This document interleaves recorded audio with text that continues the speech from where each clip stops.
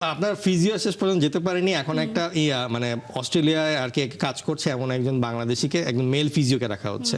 তো ধরেন part time নিয়ে কাজ চালাচ্ছে। এখন এইরকম হাই স্ট্যান্ডার্ডে আপনি তো আর এক দেড় মাস আগে থেকে প্ল্যানিং করবেন, সবকিছু অ্যাসেসমেন্ট করবেন যে কে প্রেগনেন্ট বা কে হচ্ছে কার হতে পারে, একটা ব্যাকআপ অপশন রাখা।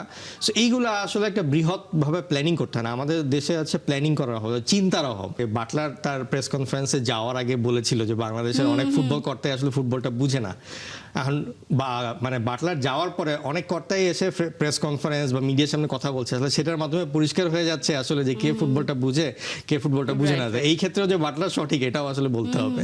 আপনি নিশ্চয়ই মাহফুজ আক্তার কিরণের কথা শুনেছেন চায়না ম্যাচ শেষে, তিনি বলেছেন এরকম একটা জায়গায় মেয়েরা খেলছে, এর চেয়ে বড় আর কি বা হতে পারে, তারা দেশে ফিরুক, অনুশীলন করুক।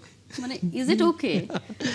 না, আসলে এখানে সরাসরি কারো বিপক্ষে বা কারো না, একজন কর্তা তিনি যদি তার টিম নিয়ে শুধুমাত্র অংশগ্রহণটাকে বড় হিসেবে দেখে, সেই ভাইবটা তো নিশ্চয়ই দলের মধ্যেও কাজ করবে। হ্যাঁ হ্যাঁ, না এখানে আসলে যেটা বলতে হয়, যেটা যে বাটলার তার প্রেস কনফারেন্সে যাওয়ার আগে বলেছিল যে বাংলাদেশের অনেক ফুটবল কর্তাই আসলে ফুটবলটা বুঝে না।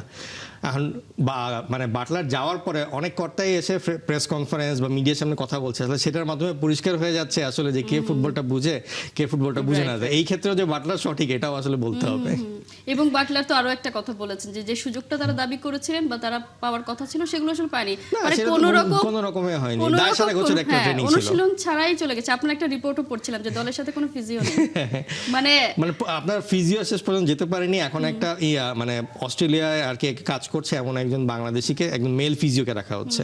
তো ধরেন পার্ট টাইম নিয়ে কাজ চালাচ্ছে। এখন এইরকম হাই স্ট্যান্ডার্ডে আপনি তো আর এক দেড় মাস আগে থেকে প্ল্যানিং করবেন, সবকিছু অ্যাসেসমেন্ট করবেন যে কে প্রেগনেন্ট বা কে হচ্ছে কার হতে পারে, একটা ব্যাকআপ অপশন রাখা। সো এইগুলো আসলে একটা বৃহৎ ভাবে প্ল্যানিং করতে হয় না, আমাদের দেশে আছে প্ল্যানিং করার অভাব, চিন্তার অভাব।